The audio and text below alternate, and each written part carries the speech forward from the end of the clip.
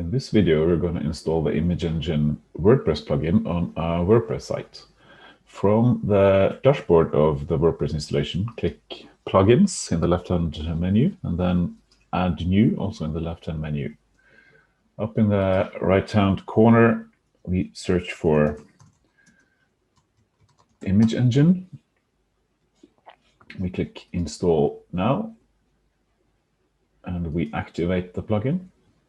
Then it's listed in the list of all plugins on the WordPress installation. We click Settings to start configuring the plugin. Then we follow the instructions at the top of the page. First thing we need to do is to sign up for an ImageEngine account if we don't already have one. It takes you to the ImageEngine IO page. URL of the or domain name of the web page is already filled in. We can click Continue. Then I need to create an account or log in if I already have one. I'm going to log in with GitHub. Next, I need to select the origin of the images on my web page. In our case, the origin is the same as the web page. So we select the domain name suggested in the setup. We complete the configuration.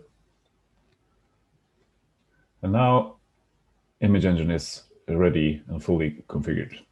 This is the ImageEngine delivery address. So I will copy this delivery address, go back to the admin panel, and insert that in the CDN URL field.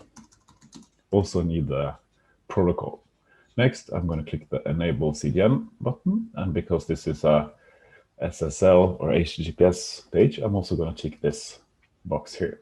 I can test the configuration just to make sure everything is okay. Configuration test is successful. Then I can save the changes.